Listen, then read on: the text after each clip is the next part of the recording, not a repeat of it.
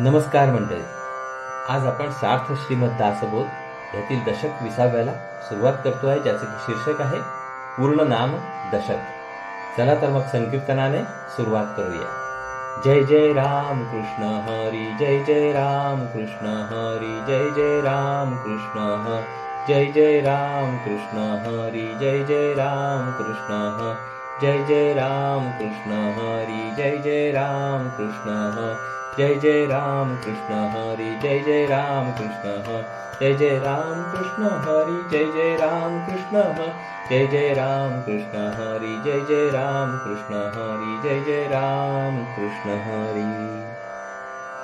जय योगेश्वर श्री कृष्ण की जय हो. जय श्रीराम, जय श्रीराम, जय जय रघुवीर समर्थ. चला तर मग सुरुवात करूया. सार्थ श्रीमद दासबोध दशक 20वे, पूर्ण नाम दशक. ग्रंथराज दासबोधाचा हा अखेरचा दशक असून पूर्ण दशक असे त्याचे योग्य नाव आहे. जे सांगण्यासाठी श्री समर्थांनी आपला ग्रंथ सांगितला ते आता सांगून पूर्ण होणार, म्हणून हा पूर्ण दशक होय. साधकाने साधनेच्या आरंभी आपल्या साधनेचा भाग म्हणून दासबोधाचं श्रवण मनन सुरू केले. या दशकापर्यंत आल्यावर साधना पूर्ण झाली. साधकाला आत्मज्ञान साध्य झाले, अर्थात ग्रंथाचे कार्य संपले. साधना पूर्ण दशेला गेली हे दाखविणारा म्हणून हा पूर्ण दशक होय. मी देह आहे या भावनेने दासबोध वाचावयास आरंभ झाला. श्री समर्थांचा हात धरून 19 दशकापर्यंत येता येता अशाश्वत व अपूर्ण दृश्य बाजूला सारीत वाटचाल झाली. 20व्या दशकामध्ये शाश्वत व पूर्ण ब्रह्मवस्तूचा प्रत्यक्ष अनुभव येऊन जीवास पूर्णता प्राप्त झाली. मी ब्रह्म आहे असा साक्षात्कार झाल्याने जीव समाधान पावला. अशी पूर्ण समाधानाची प्रचिती आली, म्हणून हा पूर्ण दशक होय. मला देव हवा या जिज्ञासेने दासबोध हाती धरला. प्रथमच श्री समर्थांनी सांगितले की भक्तीने देव प्राप्त होतो, तेव्हा मी करता आहे अशी खात्री होती, परंतु श्री समर्थांच्या अर्थरूप संगतीने मी करता नाही अशी 19 दशक ऐकून खात्री झाली. अखेर 20व्या दशकात जगदीश्वर किंवा अंतरात्मा खरा करता आहे याची संपूर्ण खात्री होऊन भक्तीचे रहस्य पदरात पडले, म्हणून हा पूर्ण दशक होय. दासबोधाचा आरंभ अज्ञानाच्या वर्णनाने झाला. आत्मज्ञानाने त्या अज्ञानाचे निरसन झाले. पण अज्ञान काय किंवा ज्ञान काय, दोन्ही वृत्तीरूप आहेत. ज्ञानाचे विज्ञान होऊन मनाचे उन्मन झाले, तेव्हा ज्ञानक्रिया पूर्ण झाली. त्या विज्ञानाचे मर्म 20व्यात आहे, म्हणून हा पूर्ण दशक होय. 20वा दशक हा दासबोधाचा उपसंहार होय. मागील 19 दशकांमध्ये श्री समर्थांनी एक संपूर्ण तत्वज्ञान किंवा जीवनाचा एक संपूर्ण अर्थ वाचकांच्या समोर मांडला. त्याच्या मुळाशी अज्ञान, ज्ञान, विज्ञान, भक्ती, प्रचिती आणि व्यवहार या विषयींच्या काही प्रधान संकल्पना आहेत. त्या साऱ्या संकल्पना श्री समर्थांनी या दशकात थोडक्यात पण निसंदिग्धपणे एकत्र आणल्या आहेत. त्या सांगून झाल्या की ग्रंथ पूर्ण होतो, म्हणून हा पूर्ण दशक होय. या दशकात सांगितलेल्या प्रधान संकल्पना पुढील प्रमाणे आहेत. पहिली, मानव शरीर म्हणजे ब्रह्मांड वृक्षाचे उत्तम फळ होय, नरदेहासारखे विलक्षण यंत्र नाही. दुसरी, देव भेटावा असे माणसाला वाटते, पण येथे अज्ञान आणि भोळाभाव उपयोगी पडत नाही. तिसरी, देवाची प्राप्ती करून घेण्याचे 2 मार्ग आहेत. एक पिपिलिका मार्ग आणि दुसरा विहंगम मार्ग, किंवा एक मुंगीचा मार्ग आणि दुसरा पक्षाचा मार्ग. चौथी, विवेकाचा मार्ग हा विहंगम मार्ग आहे, फार चांगला आहे. त्यामध्ये सतत मननाने प्रथम अज्ञान नाश होऊन ज्ञान उदय पावते. पण अज्ञान आणि ज्ञान दोन्ही वृत्तीरूप असल्याने ज्ञानाचे पर्यावसान विज्ञानामध्ये घडते, तेथे मन उन्मन होते. पाचवी, आत्मस्वरूप ज्ञानदृष्टीनेच पाहावे लागते. ज्ञानदृष्टी येण्यास बाहेर काही बदल करायला नको. आतमध्ये वास करणारे मन बदलायला हवे. अधोमुख असणारे मन ऊर्ध्वमुख करायला पाहिजे. 6वी, पिंडाचा शोध हा मननाचा मुख्य विषय असावा. सतत मननाने रात्रंदिवस अर्थ धारण करावा. स्थूल मागे शोध हा मननाचा मुख्य विषय असावा. सतत मननाने रात्रंदिवस अर्थधारणा करावी. स्थूल मागे टाकून सूक्ष्मात शिरावे. अशा रीतीने देहातच निष्कलंक आत्मस्वरूप अनुभवावे. 7वी, मूळ मायेतच सर्व दृश्य सृष्टीचे बीज आहे. मूळ संकल्पच विश्वामध्ये काम करतो. तोच अंतरात्मा किंवा चैतन्य होय. त्यालाच सर्वद्रष्टा किंवा सर्वसाक्षी असे म्हणतात. 8वी, त्रिगुण आणि पंचभूते यांच्यापासून सारे विश्व निर्माण होते. दृश्य पदार्थांमध्ये निर्जीव आणि सजीव असा भेद आढळतो. सजीवामध्ये मूळची जाणीव कमी अधिक प्रमाणाने प्रगट होते. तिचे प्रगट प्रकार पुष्कळ आहेत. 9वी, मूळ जाणीवेला शिवशक्ती, प्रकृती पुरुष, अर्धनारी नटेश्वर, जगदीश्वर अशी नावे आहेत. त्यालाच अंतरात्मा म्हणतात. तोच खरा करता असल्याने जगातील यच्चयावत घडामोडी त्याच्या सत्तेने चालतात. 10वी, प्रत्येक देहात अंतरात्माच कर्तेपण गाजवतो. ज्या देहाचे जेवढे सामर्थ्य तेवढे त्या देहाचे कर्तृत्व असते. ज्या देहामध्ये अंतरात्म्याचे उदंड सामर्थ्य व कर्तृत्व प्रगट होते त्यास अवतार म्हणतात. 11वी, ज्यास अंतरात्म्याचे अखंड अनुसंधान राहते तोच प्रचितीचा साधू होय. अंतरात्म्याचे अनुसंधान हेच त्याचे ध्यान असून त्यामधूनच आत्मज्ञान उदय पावते. मी केवळ द्रष्टा आहे, साक्षी आहे हा अनुभव सहज होणे, स्थिरावणे यास आत्मसाक्षात्कार म्हणतात. 12वी, आत्मज्ञानाने अनिवार्य समाधान प्राप्त होते. कशाचाही परिणाम होऊन ते कमी होत नाही. साध्य पदरात पडल्याने जीवाची तळमळ शांत होते. 13वी, आत्मज्ञान होऊन आत्मानंद भोगणारा संत शोधावा आणि त्याच्या मार्गदर्शनाखाली आपण साधना करावी. यामुळे विनाकारण होणारे श्रम वाचतात. संदेह त्रास देत नाही. 14वी, परब्रह्म सर्वदेशी व सर्वव्यापी आहे. तेथे कल्पना आणि शब्द लटके पडतात. मनाचे शोधन करून ज्ञानदृष्टी संपादन करावी. मनाचे उन्मन करून ज्ञानाचे विज्ञानात रूपांतर करावे. अशा रीतीने स्वतःच्या अनुभवाने खूण पटवून घ्यावी. 15वी, दासबोधामध्ये 20 दशक आणि 200 समास आहेत. ब्राह्मी अवस्थेतून सहजपणे प्रकट झालेली ही वचने आहेत. परमात्मा त्यांचा कर्ता आहे. त्यांचे सतत चिंतन व मनन जो करील त्याला खात्रीने ब्रह्मज्ञान होईल. चला तर मग आता आपण समास पहिला, दशक 20व्या मधील समास पहिला, ज्याचं की शीर्षक आहे पूर्ण निरूपण, ह्याचं वाचन आरंभ करूया. श्रोत्यांच्या 2 प्रश्नांनी या समासाला आरंभ होतो. प्रश्न पहिला, परब्रह्म व्यापक आहे असे म्हणतात, पण या दृश्य विश्वामध्ये मन, आकाश, मूळमाया, अंतरात्मा यासारख्या वस्तू व्यापक आहेत असे आढळते.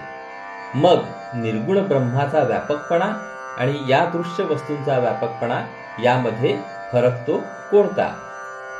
प्रश्न दुसरा, आत्मा हा शब्द वापरताना त्यास 2 अर्थ असू शकतात. आत्मा म्हणजे अंतरात्मा, द्रष्टा किंवा साक्षी असा अर्थ होतो. अंतरात्मा सगुण असतो. आत्मा म्हणजे द्रष्टेपणाचा किंवा साक्षीपणाचा मल नसणारे केवळ निरंजन स्वरूप असाही अर्थ होतो. निरंजन आत्मस्वरूप निर्गुण असते. मग आत्मा सगुण आहे किंवा निर्गुण व निरंजन आहे? आता पहिल्या प्रश्नाचे उत्तर, विशाल आणि व्यापक यामध्ये फरक आहे. मन, पृथ्वी, वायू, त्रिगुण आणि गुणक्षोभिणी माया ही तत्वे विशाल आहेत. दृश्य स्थलकालांनी मर्यादित असते. दृश्यांपैकी जे स्थूल आहे त्यास असलेल्या स्थलकालांच्या मर्यादा अधिक आकुंचित असतात. आपण त्या मोजू शकतो.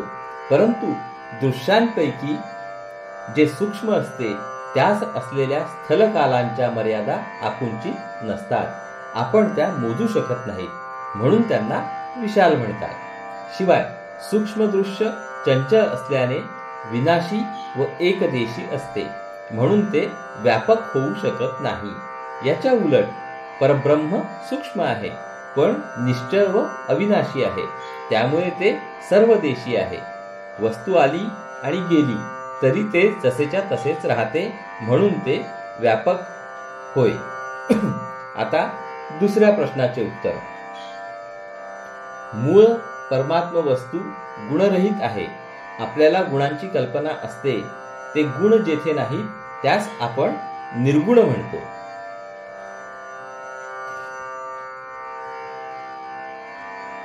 मानवी अनुभवाच्या कक्षा पाहिल्या तर त्या 3 आढळतात.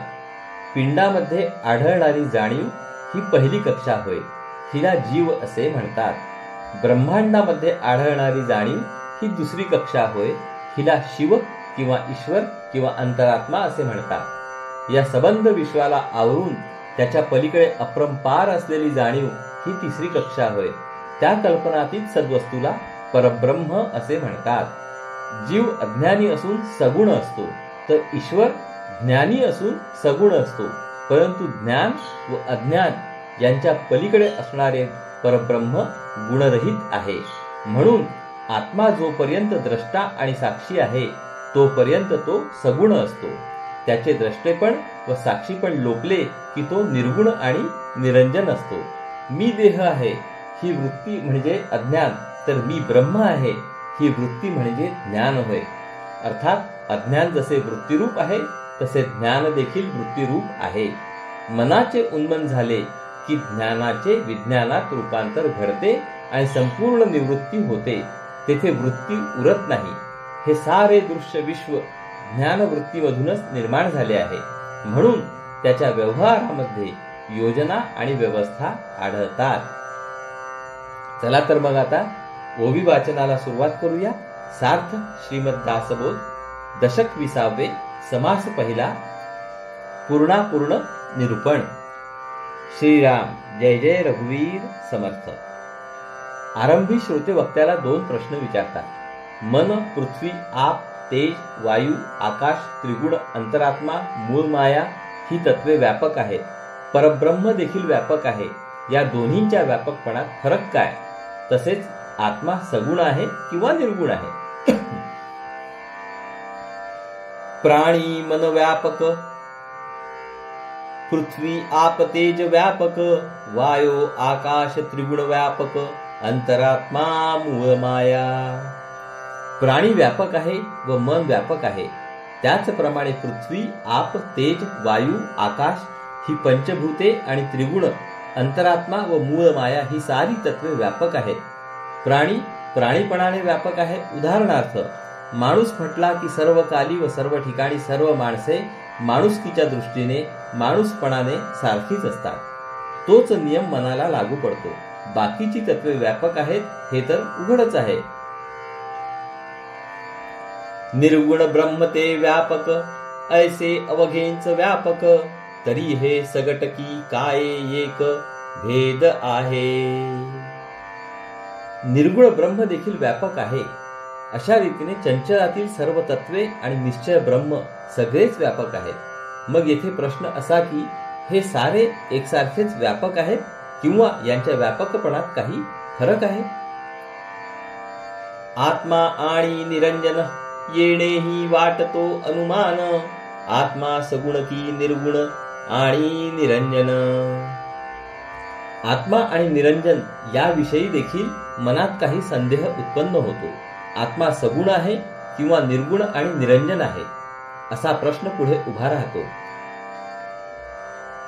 श्रोता संदेही पडिला, तेणे संदेह वाढला, अनुमान धरून बैसला, कोण तो कैसा. श्रोत्याच्या मनात असा संदेह निर्माण झाला आणि तो वाढत चालला. कोण कसा आहे याबद्दल श्रोता कल्पना करीत बसला. प्रथम पहिल्या प्रश्नाचे उत्तर आता श्री समर्थ सांगतात. ऐका पहिली आशंका, अवघा गलबला करू नका, प्रगट करून विवेका, प्रत्यये पहावा. प्रथम पहिल्या शंकेचे उत्तर ऐका. सगळा गोंधळ करू नका. विवेकाने विचार व विवरण करून प्रत्यक्ष अनुभव पहावा. शरीर पाडे सामर्थ्य पाडे, प्राणी व्याप करी निवाडे, परी पाहता मना येवडे, चपळ नाही. प्राण्याचे शरीर लहान मोठे असते, त्या मानाने त्यांचे सामर्थ्य असते. आपल्या सामर्थ्याला अनुसरून प्राणी लहान मोठे व्यापार करतो, परंतु त्याचे शरीर स्थूल असते. ते मना इतके चपळ असू शकत नाही. चपळपण एकदेशी, पूर्ण व्यापकता नव्हे त्यासी. पाहता पृथ्वीच्या व्यापासी सीमा आहे. परंतु चपळपणा किंवा चंचलपणा मुळातच एकदेशी असतो. तेथे पूर्ण व्यापकपणा असू शकत नाही. म्हणून मनाच्या व्यापकपणाला मर्यादा आहे. पृथ्वीची व्यापकता बघितली तर तिलाही सीमा आहे. अर्थात प्राणी, मन आणि पृथ्वी संपूर्ण व्यापक नाहीत. तैसेची आप आणि तेज अपूर्ण दिसती सहज. वायो चपळ समज एकदेशी. त्याचप्रमाणे आप आणि तेज ही दोन्ही सहज अपूर्ण आहेत असे आढळते. पृथ्वीप्रमाणे पाण्याला आणि अग्नीला मर्यादा असल्याने त्यांना संपूर्ण व्यापकपणा नाही. वायू तर मुळी चपळ व चंचल आहे, त्या कारणाने तो सहजच एकदेशी आहे. गगन आणि निरंजन ते पूर्ण व्यापक सघन. कोणी एक अनुमान तेथे असेची ना. आकाश आणि निरंजन ही दोन्ही पूर्णपणे व्यापक आहेत आणि घनदाट आहेत. त्यांच्याबद्दल काही संदेह असण्याचे कारणच नाही. त्रिगुण गुणक्षोभिणी माया माईक जाईल विलया. अपूर्ण एकदेशी तया पूर्ण व्यापकता न घडे. त्रिगुण आणि गुणक्षोभिणी माया ही दोन्ही माईक आहेत. जे माईक असते ते नाशवंत असते, जे नाशवंत असते ते अपूर्ण व एकदेशी असते. त्यास पूर्ण व्यापकता असू शकत नाही. म्हणून त्रिगुण आणि गुणक्षोभिणी माया पूर्ण व्यापक नाहीत.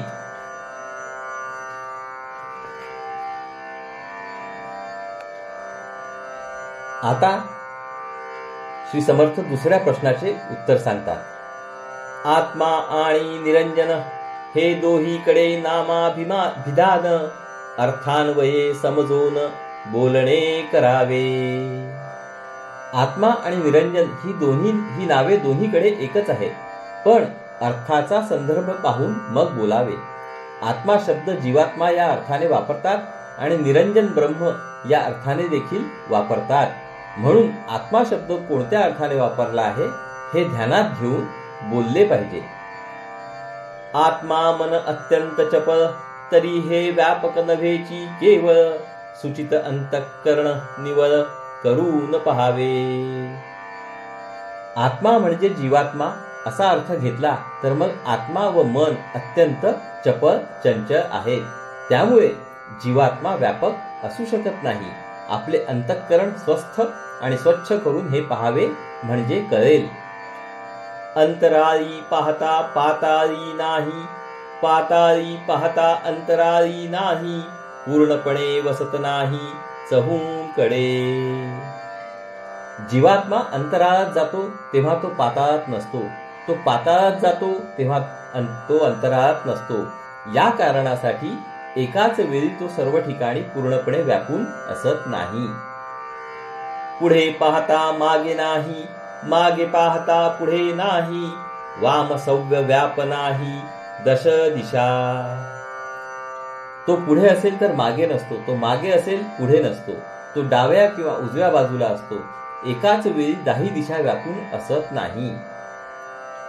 चहूंकडे निशाणे मांडावी, एकसरी कैसी सिवावी. या कारणे समजून उगवी, प्रत्येक प्रत्यये आपणासी. समजा चारही बाजूला निशाणे उभारली, एकाच वेळी एक माणूस त्या सर्वांना स्पर्श करू शकत नाही. म्हणजे माणूस एकदेशी असतो, तो सर्वव्यापी असू शकत नाही. यावरून जीवात्मा एकदेशी आहे हे समजून घ्यावे आणि त्या अनुभवावरून आपण आपल्या संदेहांचे निरसन करावे. सूर्य आला प्रतिबिंबला, हाही दृष्टांत न घडे वस्तुला. वस्तुरूप निर्गुणाला म्हणजेत आहे. सूर्य उदय पावतो, त्याचे प्रतिबिंबही दृष्टीस पडते, पण हाही दृष्टांत वस्तूला म्हणजे ब्रह्माला लागू पडत नाही. परब्रह्म वस्तूचे रूप निर्गुण असल्याने त्यास हा दृष्टांत लागू पडत नाही असे म्हणणे योग्य आहे. सूर्य उगवल्यावर त्याचे प्रतिबिंब पाण्यात पडते, पण ते प्रतिबिंब म्हणजे काही सूर्य नव्हे. त्याचप्रमाणे माणसाच्या जाणीवेमध्ये ब्रह्माचे जे प्रतिबिंब पडते त्यास जीवात्मा असे म्हणतात. प्रतिबिंब रूप जीवात्मा निर्गुण ब्रह्मवस्तू होऊ शकत नाही. शिवाय सूर्याला उदय आणि अस्त असतात, निर्गुण ब्रह्माला दोन्ही नाहीत. म्हणून परब्रह्माला सूर्याचा दृष्टांत लागू पडत नाही. घटाकाश मठाकाश हाही दृष्टांत विशेष, तू जाता निर्गुणास साम्यता येते. घटाकाश आणि मठाकाश हा दृष्टांत त्यातले त्यात अधिक बरोबर आहे, कारण तुलना केली तर आकाशाचे निर्गुणाशी साम्य आहे. मूळ आकाश संपूर्णपणे व्यापक आहे, त्याचप्रमाणे निर्गुण परब्रह्म संपूर्णपणे व्यापक आहे. मडके आणि घर या उपाधी आल्या म्हणजे घटाकाश आणि मठाकाश असा तात्पुरता भेद आकाशात उत्पन्न झाल्यासारखा दिसतो. त्याचप्रमाणे पिंड आणि ब्रह्मांड यांच्या उपाधीमुळे जीव आणि शिव असा भेद परब्रह्मामध्ये भासतो.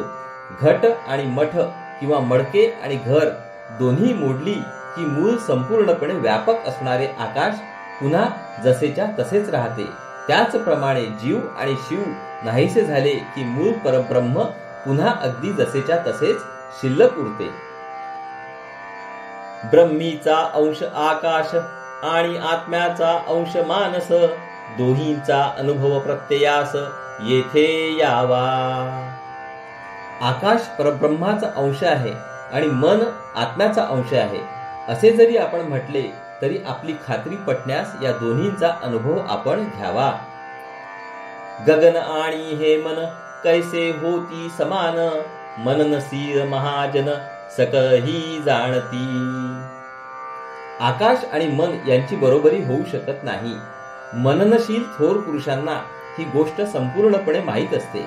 केव्हाही झाले तरी मन व्यक्तीला म्हणजेच जीवात्म्याला धरून असते, पण आकाश नेहमी व्यक्ती निरपेक्ष असते. म्हणून मन केव्हाही आकाशाची बरोबरी करू शकत नाही हे ओळखावे. मन हे पुढे वावडे, मागे आवघेंची रीते पडे, पूर्ण गगनास साम्यता घडे कोण्या प्रकारे. मन पुढे भरकटू लागले म्हणजे मागे त्याचे अस्तित्व उरत नाही. ते एकदेशी असल्याने एक पुढे तरी असते नाहीतर मागे तरी असते, पण आकाश एकाच वेळी मागे आणि पुढे असते. ते सर्व देशी आहे, सर्व व्यापक आहे. म्हणून पूर्ण व्यापक आकाशाशी मनाची बरोबरी होऊ शकत नाही. परब्रह्म ही अचल आणि पर्वतासही म्हणती अचल, दोन्हीही एक केवळ हे कैसे म्हणावे. अचल म्हणजे न चलणारे. अचल शब्द परब्रह्माला लावतात आणि पर्वताला देखील अचल म्हणतात, पण ही दोन्ही एकच आहेत असे काही म्हणता येत नाही. परब्रह्म संपूर्णपणे निश्चल किंवा अविनाशी, तर पृथ्वीवरील हलणाऱ्या वस्तूंमध्ये न हलणारा म्हणून पर्वत निश्चल मानतात. पर्वत अखेर नाशवंतच असतो. ज्ञान अज्ञान विपरीत ज्ञान तिन्ही कैसी होती समान, याचा प्रत्ययो मनन करून पहावा. ज्ञान आणि अज्ञान आणि विपरीत ज्ञान या तिन्हींमध्ये ज्ञान शब्द आढळतो, पण तिन्ही काही सारखीच नव्हेत. नीट मनन करून हे अनुभवाने समजून घ्यावे. ज्ञान म्हणजे जाणणे, अज्ञान म्हणजे नेणणे, विपरीत ज्ञान म्हणजे देखणे, एकाचे एक. ज्ञान म्हणजे वस्तू जशी आहे तशी जाणणे, अज्ञान म्हणजे वस्तू आहे हे न जाणणे, वस्तूचे गुणधर्म न जाणणे, पण वस्तूचे रूप एक प्रकारचे असता ते भलतेच जाणणे, याचे नाव विपरीत ज्ञान होय. जाणणे नेणणे वेगळे केले, ढोबळे पंचभूतिक उरले, विपरीत ज्ञान समजले पाहिजे जीवी. जाणणे बाजूला केले, अज्ञान किंवा न जाणणे बाजूला केले, मग ज्ञान व अज्ञान याहून निराळे असे स्थूल पंचभूतात्मक दृश्य उरते. त्या दृश्याच्या पसाऱ्याला खरे मानणे हे जीवाच्या ठिकाणी आढळणारे विपरीत ज्ञान होय. द्रष्टा साक्षी अंतरात्मा, जीवात्माची होये शिवात्मा, पुढे शिवात्मा तोची जीवात्मा जन्म घेतो. वास्तविक अंतरात्मा द्रष्टा आणि साक्षी आहे. तो सर्व पिंडांमध्ये समान आहे. एकाच पिंडापुरता पाहिला म्हणजे त्यास जीवात्मा म्हणतात. जीवात्मा देहबुद्धीतून बाहेर पडला की सर्व व्यापक असा शिवात्मा बनतो. पण जेव्हा शिवात्मा आपले साक्षीपण घालवतो, आपले व्यापकपण विसरतो, आत्मबुद्धी सोडून देहबुद्धीमध्ये शिरतो, तेव्हा तो जीवात्मा बनून जन्म घेतो.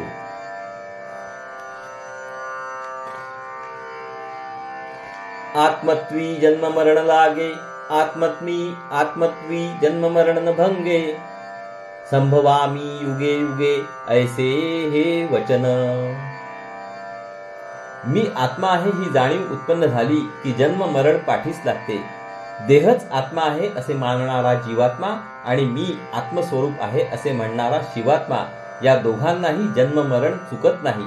फरक इतकाच की जीवात्मा कर्माच्या अधीन होऊन देह धारण करतो, तर शिवात्मा किंवा ईश्वर कर्माला अधीन ठेवून देह धारण करतो. ईश्वरही युगायुगात भक्त रक्षणासाठी अवतार रूपाने जन्म घेतो. जीवात्मा परतंत्रपणे देहात शिरतो, तर ईश्वर स्वतंत्रपणे मालकाप्रमाणे देहात शिरतो. जीव एक देसी नर, विचारे झाला विश्वंभर, विश्वंभरास संसार चुके नाकी. जीव हा परिच्छिन्न एकदेशी व अपूर्ण माणूस होय. समजा तो विवेकाने विश्व व्यापणारा शिवात्मा बनला, विश्वव्यापी ईश्वर जरी झाला तरी त्याला दृश्य विश्वाची उपाधी असतेच, म्हणून त्याला देखील अवतार रूपी संसार काही चुकत नाही. ज्ञान आणि अज्ञान वृत्तीरूपे हे समान, निवृत्तीरूपे विज्ञान झाले पाहिजे. मी ब्रह्म आहे ही भावना म्हणजे ज्ञान, आणि मी देह आहे ही भावना म्हणजे अज्ञान. ज्ञान आणि अज्ञान वृत्ती रूपाने दोन्ही समान आहेत. त्या दोन्ही वृत्तींची निवृत्ती होऊन ज्ञानाचे विज्ञानात रूपांतर झाले पाहिजे. ज्ञानात आणि अज्ञानात मीपणा असतो, तो संपूर्णपणे विलीन होऊन केवळ अनुभवरूप बनणे हेच निवृत्ती स्वरूप विज्ञान होय. ज्ञाने येवढे ब्रह्मांड केले, ज्ञाने येवढे वाढविले, नाना प्रकार विकाराचे वळले ते हे ज्ञान. एका ज्ञानाने एवढे ब्रह्मांड निर्माण केले आणि ज्ञानानेच ते वाढवले व चालवले आहे. ते ज्ञान अनेक विकारांनी भरलेले आहे. परब्रह्मामधील जे मूळ स्फुरण तेच ज्ञान स्वरूप आहे.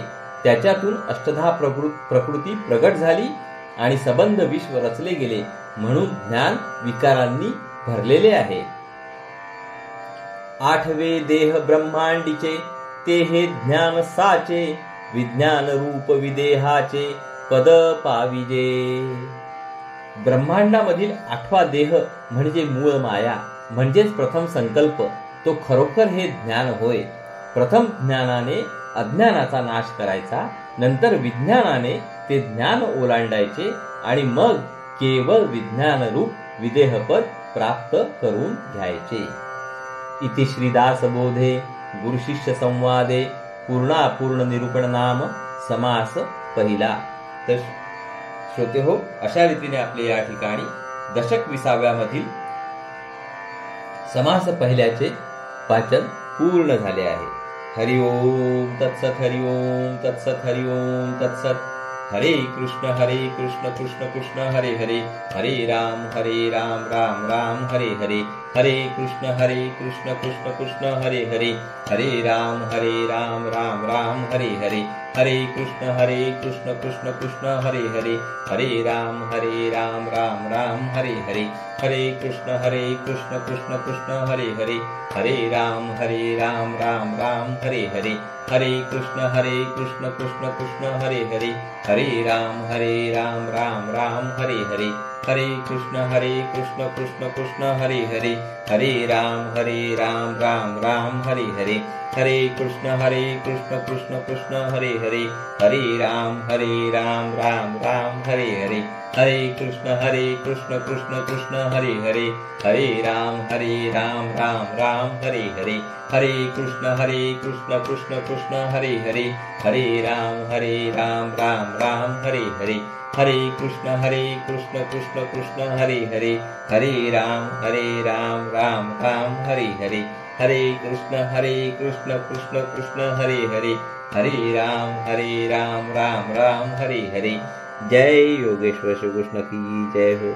जय श्री राम जय श्री राम जय श्री राम, जय जय रघुवीर समर्थ। चला तर मंडळी, पुढील भागात परत भेटूया। नमस्कार। हरिओम हरिओम हरिओम हरिओम।